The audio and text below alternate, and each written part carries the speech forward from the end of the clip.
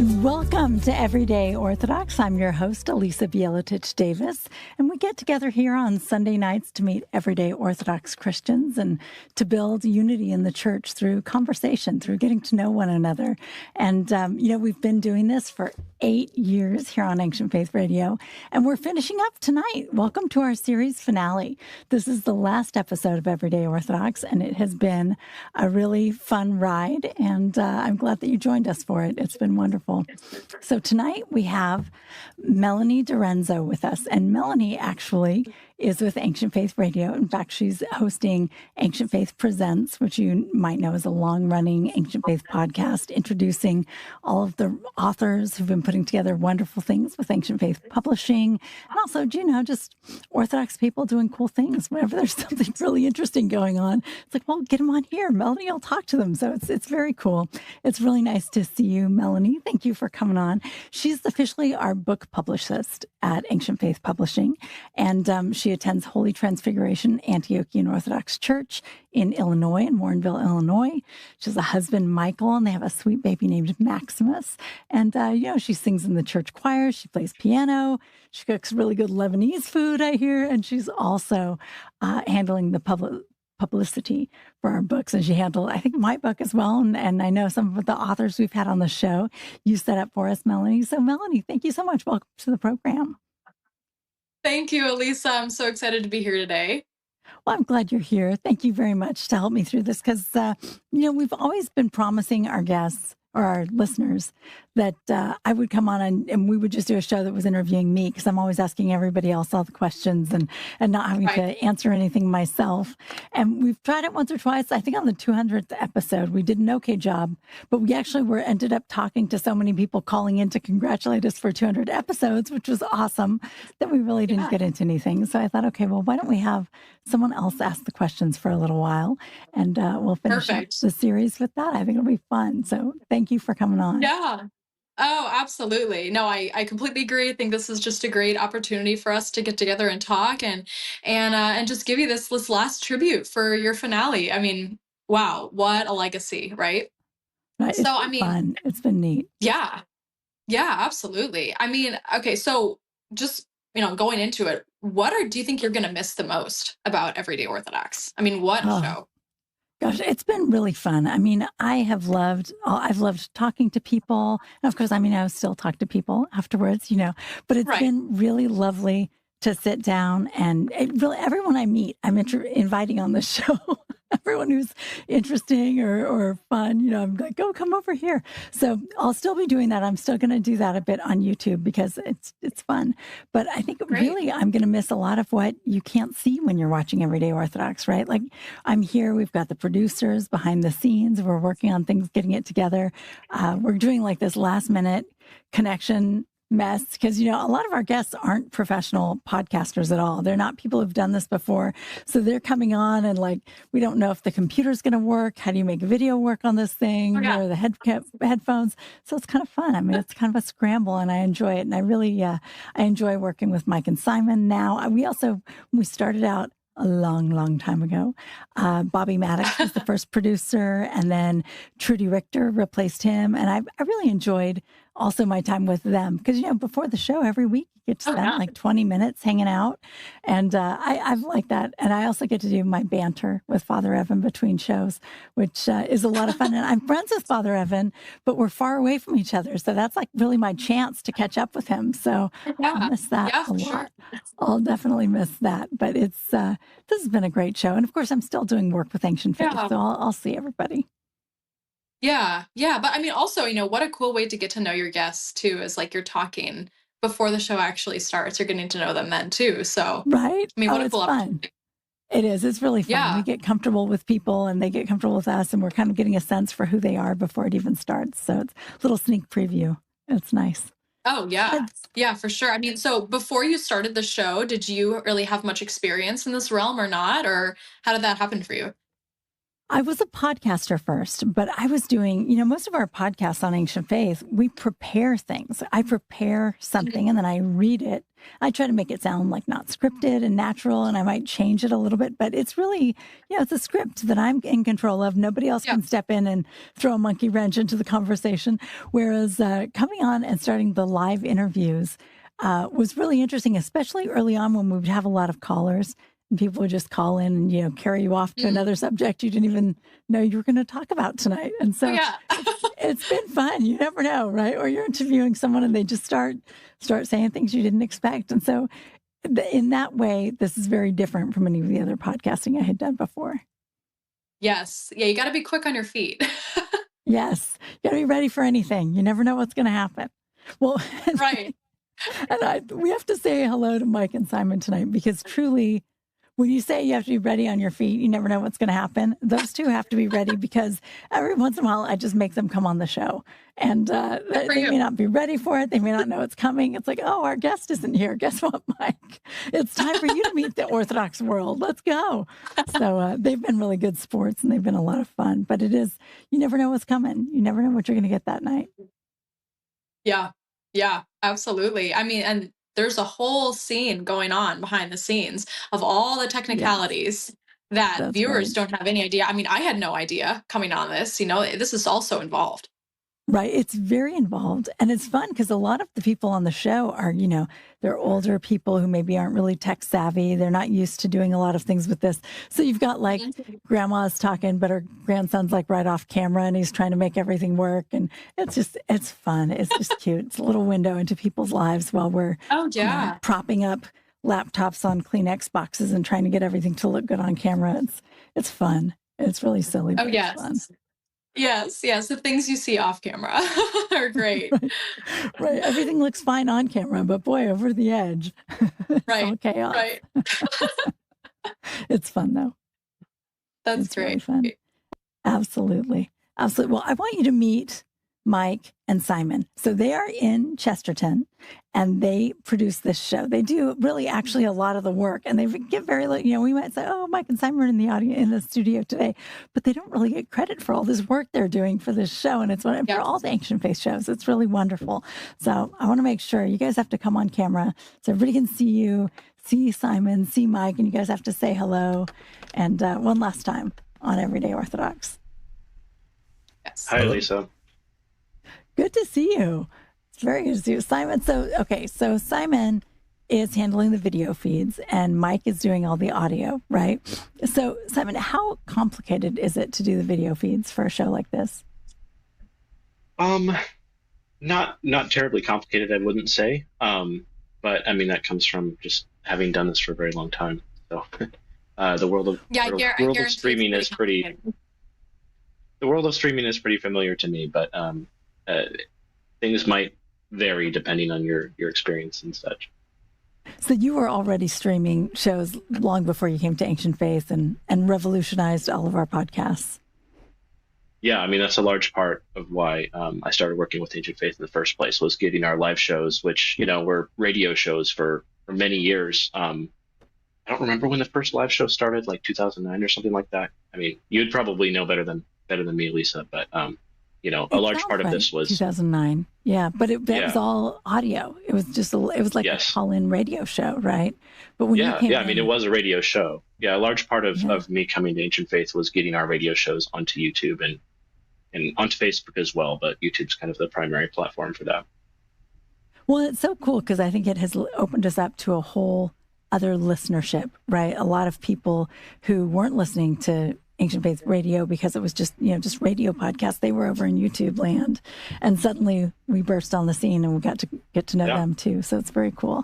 It's very cool. Now, so you're not just doing the video streaming anymore, right? You're not just doing that. You're moving up. You're taking on more things. What are you doing now? Yeah, I mean, I started basically just managing the Ancient Faith YouTube channel. That was almost 3 years ago at this point. And then since then, we've had some turnaround and some changes at AFR, and now I am the director of our podcasts and digital media. So anything that we produce that goes on, any platform where you can find podcasts, I'm kind of directly involved in getting those produced, getting those edited, getting those published, or working with some of my coworkers here, and we form a little team. But yeah, that's what I'm doing now. That is so cool. That's really neat. And over the course of it, you've moved to Indiana. So you're, Yes. now you're there in person at the studios with everyone, although not literally at this moment, but in general. But so Yeah. I think you're doing a great job. It's been really neat. These have been great years for Ancient Faith. That's cool. Yeah. And Mike, Thank you. Yeah, I was on this podcast 2 years ago and was in a different state, different side of the country at the time. But yeah, right? Yeah, some of you my may family remember moved to Simon. Indiana. So. Because Simon had to fill in when we didn't have a guest one night. I was like, Simon, quick, turn on your camera, let's go. But It was fun, and I really appreciate you with all of your hard work coming on the show, all of it. I just appreciate it. Thank you. It's been great. So Simon, you filled in last minute for a show? Yeah, I think it was about 45 minutes before we went live. We decided that our guest wasn't able to make it that night. And so we decided, well, we could cancel the show, or I could jump on. So we decided that me jumping on would be the better out of those two options. So I went for it. And how did it go? One for the team. Well, I don't. You'd have to ask someone else who watched it. I don't know if I'm my own best critic, but I'm going to say it was not great. But that's kind of how I am usually about anything that I make. So. No, it was great. I don't know how the experience was for you, but the product, the show was really good. I know people enjoyed it. I enjoyed it. I thought it was cool. I have a funny story about that show, actually, that I can share really quick. We were applying for a rental house a few months later after that, and they did a background check on me, and part of it was the rental agency found my interview. And I went in to, drop off some paperwork, and they're like, "Oh, we watched your interview on YouTube." And I was like, "What are you talking about?" And then I realized, after they explained, they were talking about Everyday Orthodox. And I was like, okay, well, I don't know how much relevant information there is for renting a house to me, but. Right. Well, I mean, at least we didn't say anything that would have disqualified you. It's very, yeah. You seem like a young man. Yeah. It must have helped. Must have helped you at the house, right? Yeah, we did. See, there you go. It helped, I think. That's awesome. That's funny. Well, Mike also, Melanie, I made Mike come on the show one time too, also with almost no notice. Only Mike, I want to say you had just started at Everyday Orthodox and Ancient Faith, and I don't think you were here for very long before we threw you on the air. Is that right? I was here about 2 months as a full-time employee, I think it was. Oh my. Yes, I started actually we're coming up on the 1-year anniversary. February 17th is when I started part-time in Ancient Faith. But yeah, it was that May. So yeah. It was fun though, because I didn't know you that well yet. So I got to take the opportunity to ask you lots of questions for an hour. We got a deep dive into my life for sure, which I'm not somebody who's used to thinking of their life as like an arc like that, as a story like that. It was really fun exploration. For a guy who, at least subjectively, only about the last 3 years exists to me. Right. That's funny. But, I think a lot of people say that. They'll say, like, I don't know what I would talk about. I don't know what I want. But then as they start thinking about it and they get a little time, you kind of start, like you say, you have to put it together like an arc, like a narrative, and understand how it all fit together and what made sense and how it followed with each other. And people seem to really be surprised by what a blessing it is to sit down and think about their life that way. And it's cool. We're going to have more autobiographies and stuff after this, I think. I'm excited to see it, for sure. Yeah, absolutely. But no, I really appreciated you coming on. It was really cool. And you do a great job with the shows as well. You're always in back, like having to message us and tell us, move your microphone, talk louder, or whatever it is. You're always taking care of us. We appreciate it. Thank you. Yeah, it's a very... It's very challenging, but it's very exciting to be kind of the nexus, the node for a bunch of different communications happening all at the same time. That's cool, actually. Wow. That's very cool. Yeah, I've grown a lot in my role here, for sure. Yeah. So, Mike, would you say that what you do is pretty complex, or how would you kind of describe your role here? There's a lot happening all at once I bet. to be radio producer, and you just kind of have to think on your feet and try to multitask and divide your attention as best you can. A lot of the technical aspects of it, though, are handled by other folks, or handled by folks like Simon or Eric, who's our studio engineer. We've just had so much going into the back end here at Ancient Faith. And I don't work with a ton of that, but there's definitely a lot to remember and stay on top of to keep everything running smoothly live. I bet. Yeah, I bet. Wow. What a gift, though. And that's like a huge talent to be able to do that kind of stuff. I mean, I could never. So it definitely takes a very talented person to be able to juggle all that. I appreciate it. I think of this job like a gift. I really do. I don't really think of it like a job. I think of it as just an extension of really my whole experience within the Orthodox Church. It's been such a blessing to me. Like I said, I've grown so much being here, and made a lot of memories in just a very short amount of time, including on this show. It's been a blast, and it's been an honor. Well, what a great testimony. That's beautiful. So then this question then would be both for Mike and Simon. For both of you, what do you think you're going to miss the most about Everyday Orthodox? Oh, I suppose just the perspectives for me, the different, the different angles, ways of looking at things that so many different people have within the Orthodox Church, and just the unique perspectives that they bring all of the time. And they often, it's really is like a catechism for me. They get me thinking about things in ways that I just never thought I would. And some of them have very, very lofty roles. Some of them have very humble roles. And I think all of them have had something to teach me. Yeah. That's cool. Yeah, absolutely. That's How about you, Simon? neat. Yeah, I mean, I'd mostly echo that. Also, Elissa, it's been a pleasure to work with you. You're pretty easygoing and easy to work with, I would say. But yeah, I mean, a lot of times it's someone where, we get to see the face and read the description at least a few days in advance of when the show happens. And you can kind of formulate some sort of preconceived notion of how the show is going to go. I mean, this might not be the most interesting life story. And I've been surprised a lot of times where, it's not someone's background where I really resonate with it or have things where I'm like, oh, that sounds like something I want to listen to. But, I mean, just people being genuine and honest about their lives can be fascinating to listen to, as I've found both from this show and also just talking to people at coffee hour at church. The common but pleasant experience. Yeah, absolutely. Wow. Well, I mean, Elissa, what do you think you're going to miss the most? Well, I mean, similarly, I've loved doing this, and I love, Mike, how you said it was like a catechism, that there's really something beautiful about, and it doesn't have to be on a show, right? It could be at church, at coffee hour, you could be just sitting around talking to people.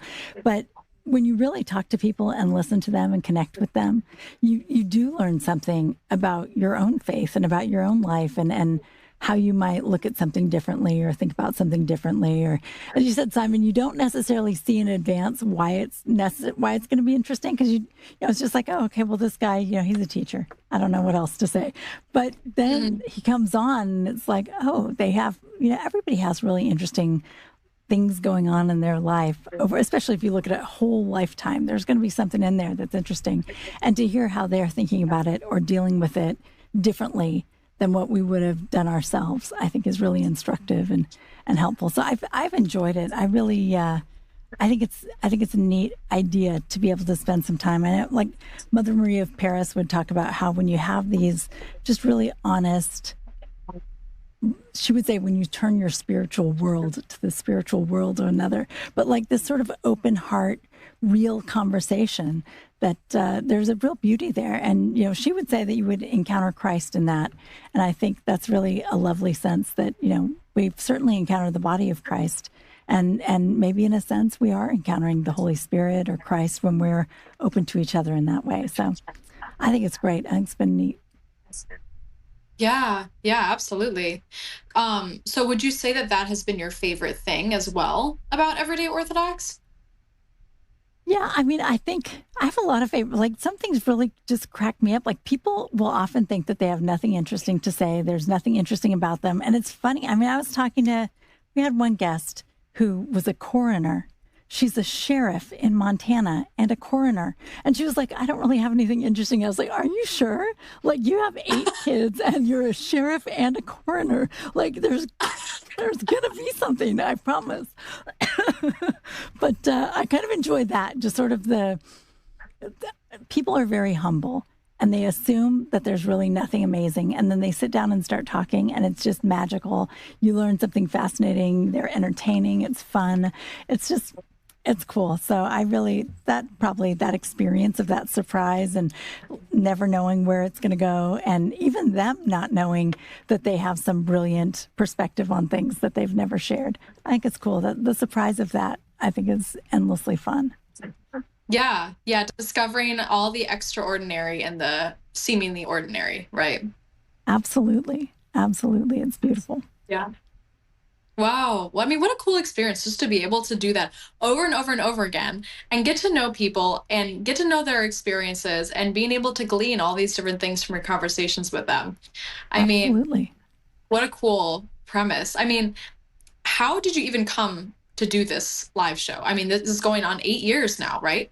Yes. Yeah. Well, I wasn't the first live show. We had other live shows, and famously, Kevin Allen had a really great live show. He was one of the first, he might have been the first live show host. I don't know, but he was great. I was a guest on his show a few times and he was so articulate and intelligent. And it was he'd do an episode on a topic and he would research that topic and you would learn so much listening to him. And unfortunately we lost Kevin. He succumbed to ALS and he had to retire from Ancient Faith. And when he did so, it was quiet we needed some more live shows. And John Maddox reached out to me and he said, we want to get another live show going and we want to have a female host. And I was like, did you ask Frederica? And he's like, yeah, I did, but she said no. So would you like to do it? Which I thought was so funny because I knew it. I knew it wasn't your first choice. But no, he thought it would be nice. And I was like, well, John, I'll think about it. I don't know, honestly, because it's a little intimidating to follow the footsteps of someone like a Kevin Allen. And the idea of, I have kids and I have a job and I have other podcasts and things to do. And I just thought, how am I going to do the kind of research that is needed for this and do it justice? And also I'm a little bit averse to like big controversial arguments online. Like I really don't want to get in the middle of a firestorm of people yelling about everything. But I started thinking about it and I thought, you know what? I would like to do it if it wasn't like that. Like if it wasn't controversial and it wasn't everybody arguing over, the canonicity of something. But if it was just like, can we just highlight Orthodox people and think about what is this Orthodox experience? And so John liked the idea. And I was kind of surprised, but they let me do it.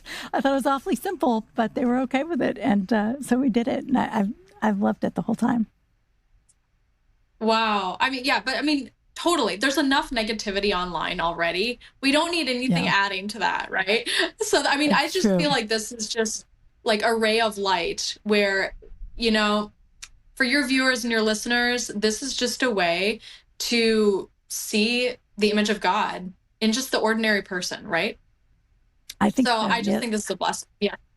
And that's what I hear from people when they talk about how they like the show. They're saying they like the show. I don't know. But they're telling me that they really appreciate being able to listen to a podcast that is just really celebrating ordinary people and that it makes them feel good that, they're important too and that all of us are important. And it's not like it's not controversy. It's not going to make you miserable today. It's not going to frustrate you. You're not going to walk away like grumbling about somebody. There's a real temptation online, like as an Orthodox Christian, to get online and then start fighting with people you don't even know about, maybe even things you don't really know about, right? Like we're all just getting in there and arguing it out. And it's just an unhealthy energy. And so I'm happy to be doing something that counters that and offers something healthier and more beautiful. Definitely. So when John Maddox approached you with the idea, then was it his idea for you to interview just everyday Orthodox people, or was this more your idea? How did this come about? Well, I think, we just talked about me doing a live show or not at first. But when I started thinking about it, I was telling him, John, whenever I go to these things, we were at a conference. I was like, I just really like sitting down with people and talking to them, like not about anything in particular, just about their lives, And he was like, oh, that would be really great. And it was fun because he started getting excited about the idea too. And we were saying, I could interview people who have books coming out or have interesting ministries. But what if we also just interviewed like old yayas who have a couple of grandkids and happen to like be in the book study at church or something, right? Like why not? Why can't it just be people? And I think John got pretty excited about it, and so did I. It was fun. Yeah, definitely. Well, and now we have the opportunity to talk to you about this on today's show. So this is great. There we go. Coming full circle. Absolutely. Right. So, why don't we just dive right in with your story now? Why don't you just tell us a little bit about yourself? Did you grow up in the church? Did you come to the church later as an adult? What happened? I came in later. I did not grow up in the church. I actually was lucky to be Christian because both of my parents were raised by atheists in atheist households. And so they really hadn't been church. They didn't understand much about Christianity. And then as young adults, my dad in prison and my mom in community college ran into, sort of evangelical people who were very zealous and excited about the faith. And they it caught on with them and they were very excited. And they both separately came to believe in Christ and to be happy about it, but not to... They didn't join churches anywhere. They didn't join parishes. They didn't join communities, which sometimes is a weakness of those really great programs that are going out and they're spreading the word. But then it's kind of like, okay, now you go tell people. And it's like, wait a minute. You're not sure where to go. You're looking at all these churches and you don't know which is the right one. And so they both, they were Christian. They, cared about Christianity, but we weren't in a church at all. So I was raised feeling like, Jesus is my savior. The Bible is true. The end. There wasn't a lot more to it. I was a pretty religious kid and I thought about it a lot, but it didn't always make sense to me. And when I would ask questions, there wasn't anyone to answer them, right? There wasn't a place to go. Right. And eventually I would meet a Serbian Orthodox guy, and he wasn't super pious, but he didn't want to leave Orthodoxy either. So we got married. And before we started having kids, I was saying, I feel like we need to be in the same church. And I was trying to drag him away and do something else. And because when I would look at Orthodoxy, it wasn't in English, and I kept sort of not understanding really what it was. But he wouldn't leave. So I became Orthodox. And it wouldn't be for a couple of years after that I would really understand what the whole point was. To me, converting really just meant I will be at church on Sundays, which was a big deal for me to commit to because I had never done that.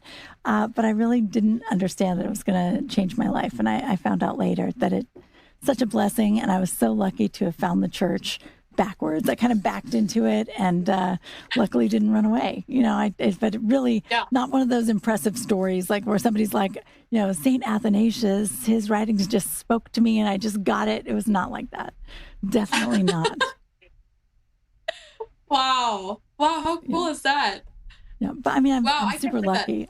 I'm so grateful that it worked out anyway because I really didn't I didn't even know to look for it, But I'll tell you more, but let's take a break real quick, Melanie, because I know that, we've got these producers here and they're real demanding. They like to play something at the half hour. So we'll let Simon and Mike, calling you Kevin. What's going on? Thinking about Kevin Allen, memory eternal. All right. Play us a station break and we'll be right back.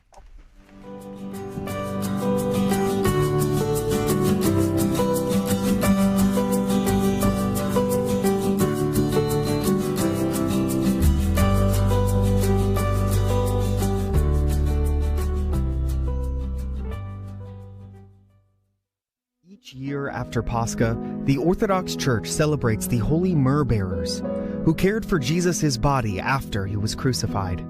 But myrrh bearing has a broader definition. It can serve as a metaphor for the practical, incarnate love to which Christ calls his followers. In The Art of Myrrh Bearing, author Elissa Davis explores the lives of grace-filled, myrrh-bearing saints in Scripture and throughout the life of the Church, offering questions for reflection in each chapter.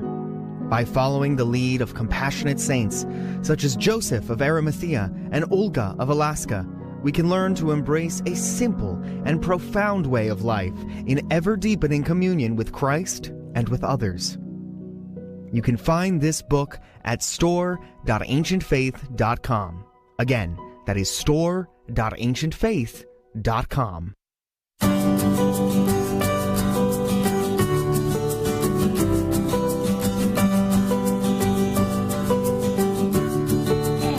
welcome back to Everyday Orthodox. We're here to build community the old-fashioned way through conversation one last time, because tonight's the last show for Everyday Orthodox after 8 years. And it's wonderful. It's been a blessing to all of us, and we appreciate you being here with us tonight. So Melanie is here talking to me, and we're talking about this last show. So Melanie, I'll let you handle. I'll let you ask the questions, and I'll just Okay. Yes. But yeah, so, I mean, it sounds like you found Orthodoxy by meeting your husband, who's a Serbian Orthodox, and then you guys got married and decided it would be best for you guys to be in the same church before you start a family. Yeah. So what happened then? Well, I had been a graduate student in comparative literature, working on my PhD. I was doing all these other things. And then when we had a baby, I just thought, I just want to be home with my kids. And I wanted to have a lot of kids. And of course, wanted to be in the church, same church as them and their dad. So we had it all set up. And we just kept having kids. We had 3 daughters, and it was wonderful. And meanwhile, we had moved to Texas, and we ended up in the OCA. We didn't have a Serbian church at the time in Dallas, and there was an OCA church named St. Sava. And being, good Serbs, it seemed like a good idea, so we went to St. Sava's.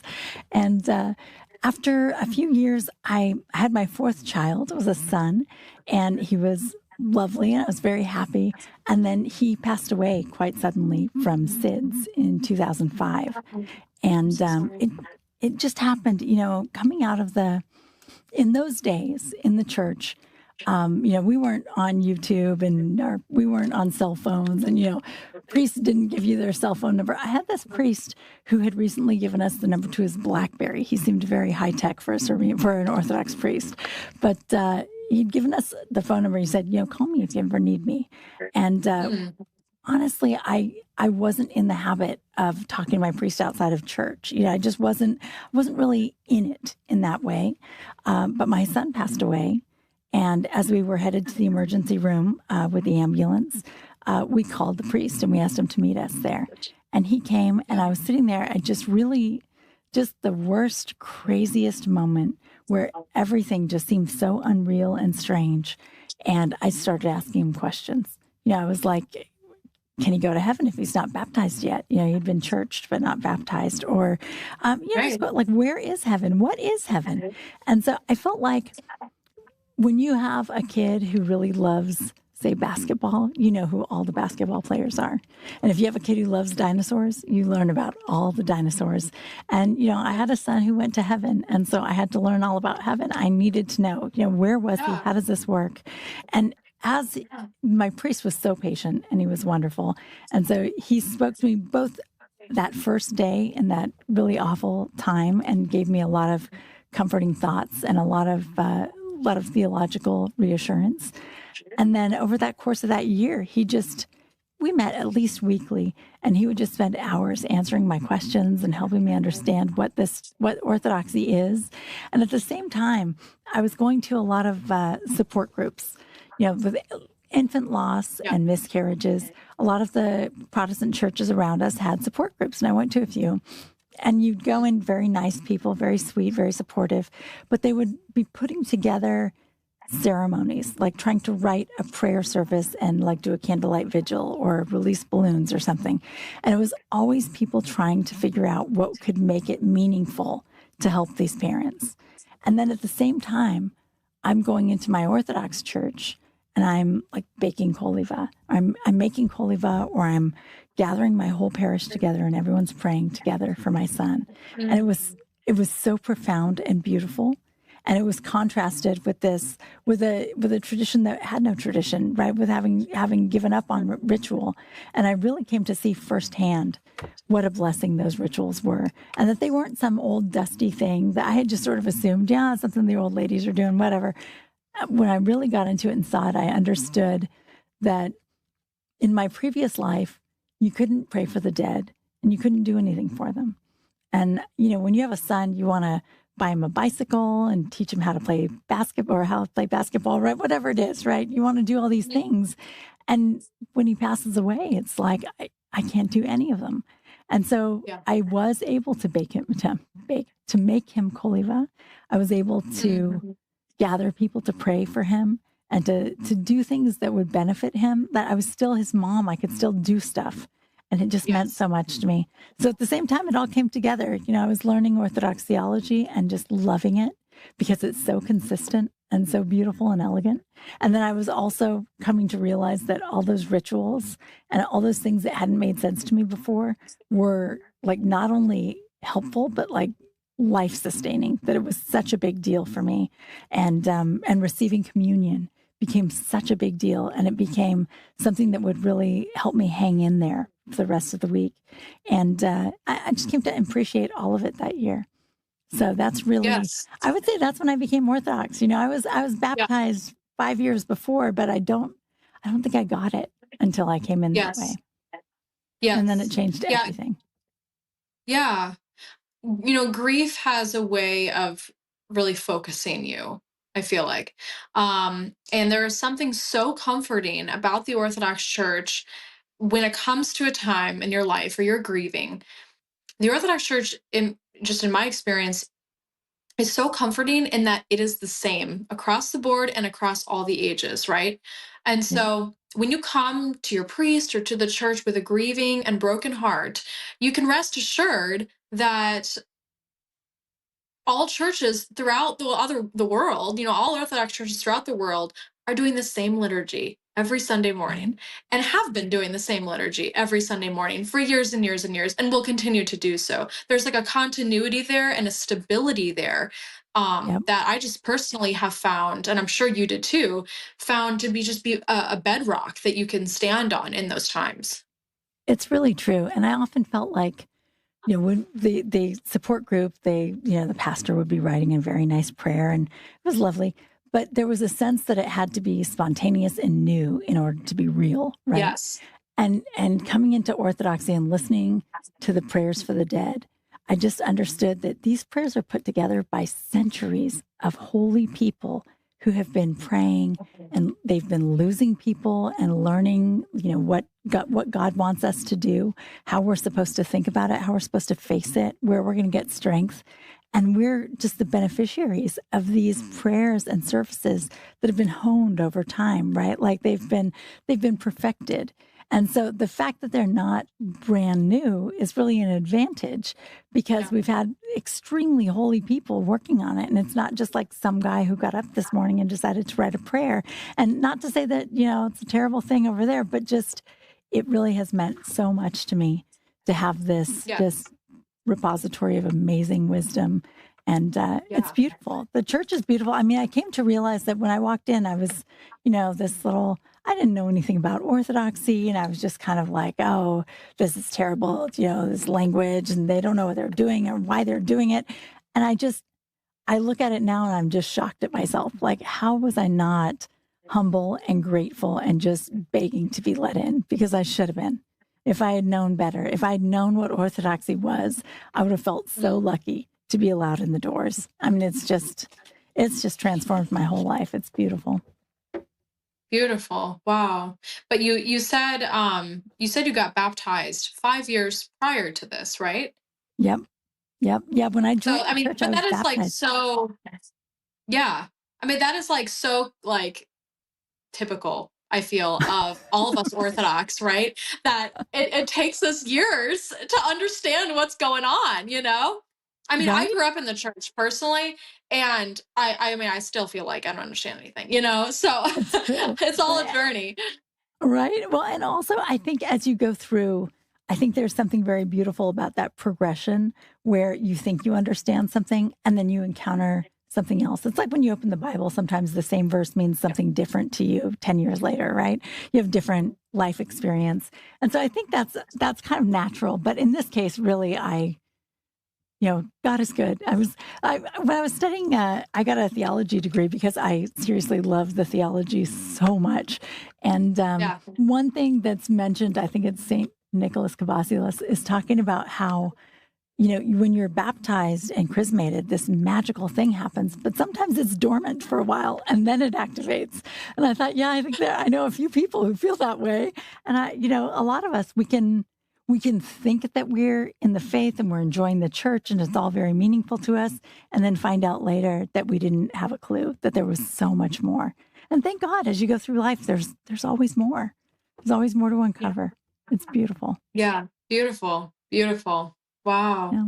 So, so after that experience then, and that time of grief, remind me again, so you have 3 daughters, right?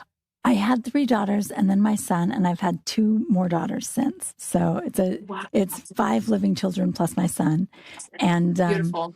And they're lovely. But with my youngest, when she was an infant, she actually went into liver failure, and she was dying, and we had to go to a hospital out of town, and she and I were away for a few months, and it came right down to the wire when she finally got a liver. She was 5 months old. That we didn't think she could receive it because we didn't think she would qualify, that her scores would be bad enough that she couldn't survive the surgery. And thank God we got lucky. They let her in, they let her do it, even though she was really sick, and she was in a coma for a month afterwards. And it was just a really difficult situation and a hard time, but it was also interesting because I had already lost a child and I had this different perspective on it. Like, I felt like, when my son died, he died of SIDS, and there was nothing anyone could do. Like, by the time you knew it was there, he was gone. But with my daughter, we had warning, and we knew something was wrong, and I got to take her to surgeons and to experts and to make sure that she got all the care and all the things. And I sort of felt like, God took care of me before, and he's going to take care of me now. He's going to take care of her no matter what happens. And there was just a certain trust in it that I thought was really fascinating, because that wouldn't have been there before I had lost my son. And as I was going through the whole experience too, I like to write, and I've always been a writer. I used to joke, people say, "Why don't you write a book?" And I'd say, "I don't have anything to say. Like, someday I'll have something to say and I'll do it." But I hadn't written a book, but I started writing just a blog. They had just invented blogs. They had just come out. And I wanted people, they kept saying, "Oh, email me how she's doing." And it's like, I can't email 75 people to tell you how the baby is. Like, it's hard, just assume. But so what I did is I started a blog, and I said, you can subscribe to it. If you want to know what's going on, subscribe. Don't make me think about all your email addresses. I'm just going to put in the updates. And I started writing an update every day, even if nothing was happening, because I wanted people to see it in their inbox and say a prayer for her. And so I started kind of processing the whole thing, just thinking about, like, this is what it's like in the hospital today, and one of the nurses is arguing with the doctor over this, and I'm sort of thinking, isn't that interesting how God works? It was a lot of consideration of, like, suffering and struggle, and a lot of thinking about how we work as people and how God works in our lives. And I had a priest, a friend of ours, who saw it and thought that it would be really helpful for families in the hospital whose children were struggling. And he was saying, when you have healthy kids like he does, when he goes to someone whose child is dying in the hospital, it's very like, he's trying to comfort them. And they're saying, "Father, you don't understand. You don't know what this is like." And he said, this is something that they could read from someone who does understand. And I thought, oh, that's kind of neat. So I liked the idea that could continue doing good into the future, even though I was finished needing those prayers. I always need prayers, but it could have a life forward. So I ended up submitting it to Ancient Faith as a book, and they published it. And then a whole new chapter opened up. And, Ancient Faith, just a beautiful community and such neat people. And that's how I got involved with Ancient Faith. And they were funny because they, at the time, Catherine Hyde was my editor. And she said, Elissa, what are you going to do to market the book? And I sort of froze. I was like, I don't know. I'm a wife. I'm a mom.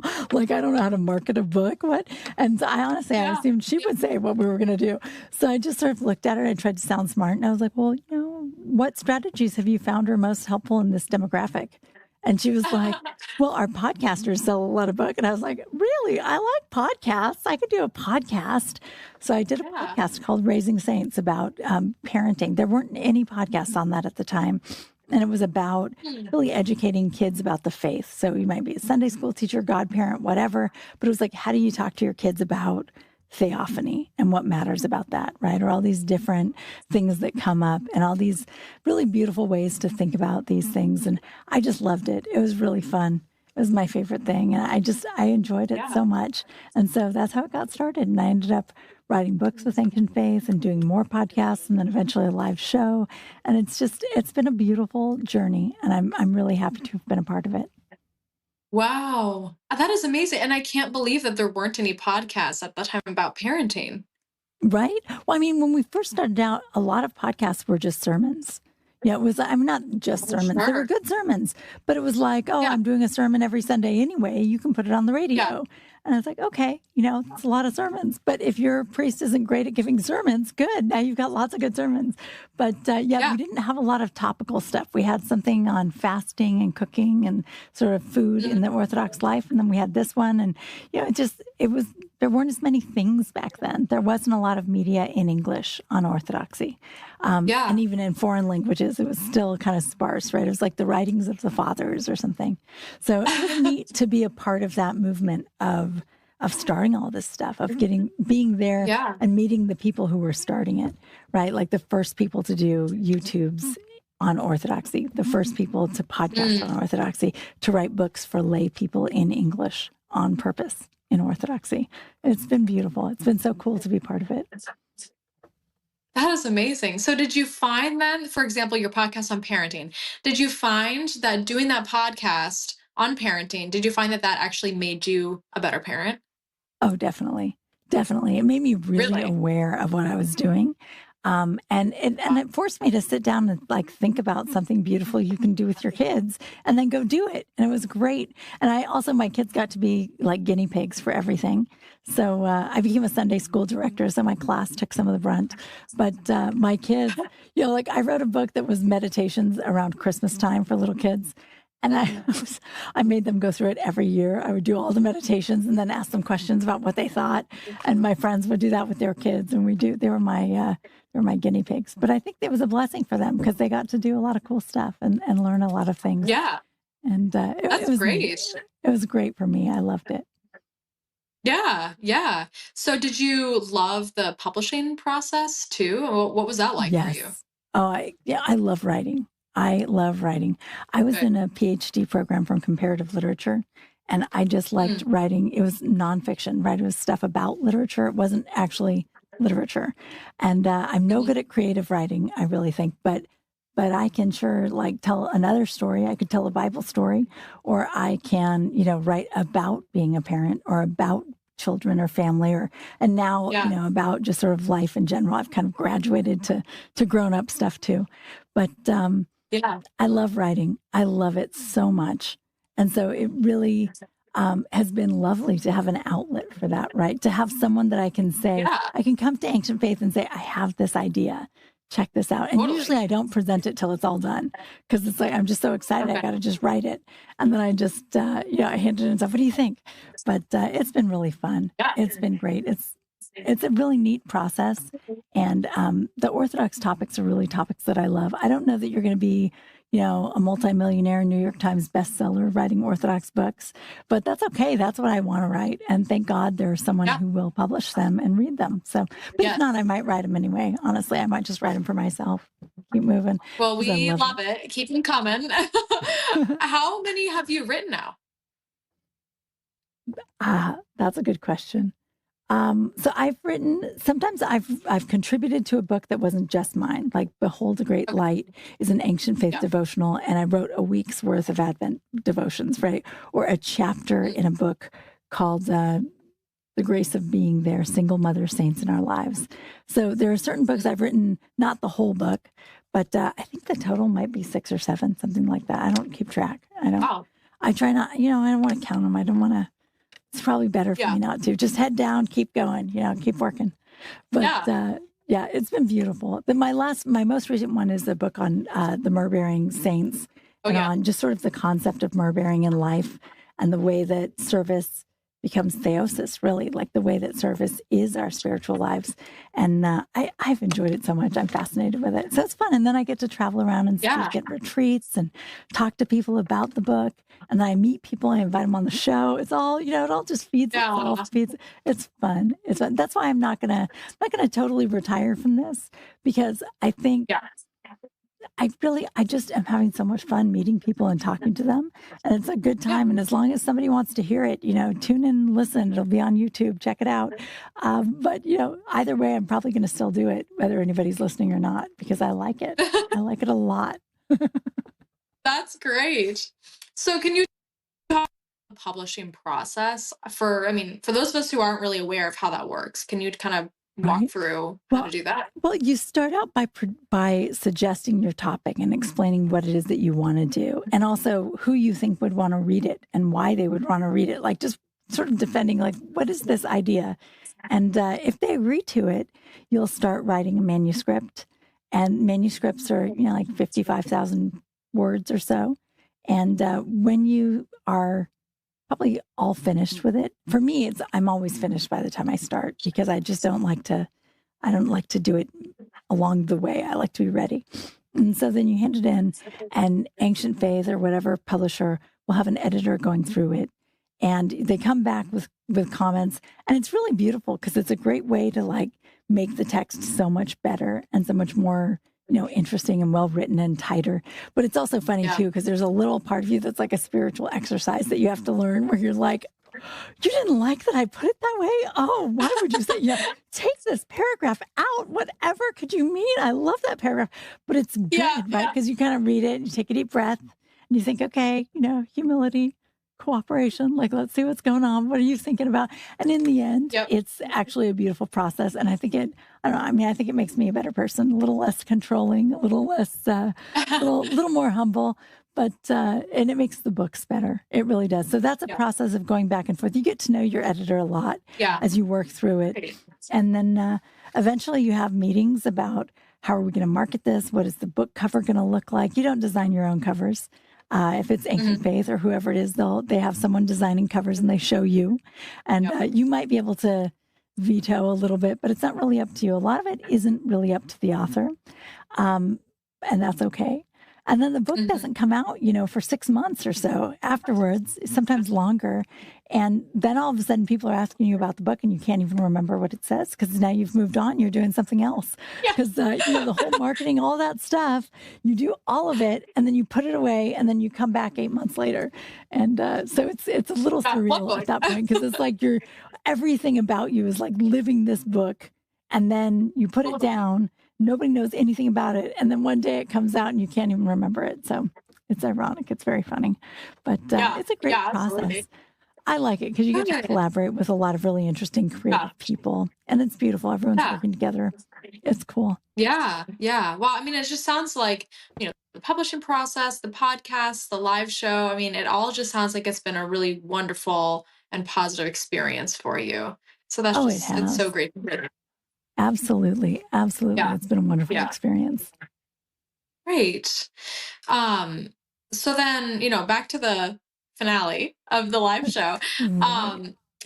What would you say the number one thing is that you're hoping listeners have gotten from your show? Oh, well, I've gotten some emails from listeners, and I think that they do get it, actually. People have talked to me about how they really enjoy that on this show we're really just celebrating Orthodox people who are, maybe just a lady in the back of the church, maybe someone who sings in the choir or something, but someone who isn't necessarily held up. One time, Father Andrew pointed out that he really loved the show, Father Andrew Stephen Damick, because it wasn't just interviewing priests. And he said so much of our focus can be clerical, that we can think of the church as being the priests of the church and the deacons of the church, but really the church is the people. And to be able to celebrate that and recognize it and care about it, I think that really matters. And so I hope that people are getting that out of it. I hope that they're having an exercise in listening.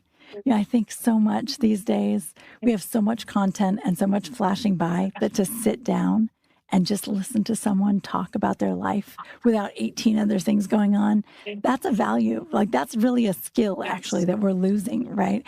And I think it's a big part of the spiritual life, and it's just a big part of life. And we're kind of losing it. We're losing how to be open-minded with someone, how to listen to their perspective and maybe not argue. Maybe you don't have to change your mind, but maybe you don't have to get mad either. Like, maybe you just listen to it and you nod and you keep going, right? I mean, we used to be more civil about things like that. And I think online we're starting to lose that a bit. Totally. And I think it's wonderful that we have this exercise together. And I think listeners react to it and understand it. And they're feeling that they're meeting people, and it's not just that they're hearing a good story, it's that they're encountering God. They're encountering an icon of Christ right there.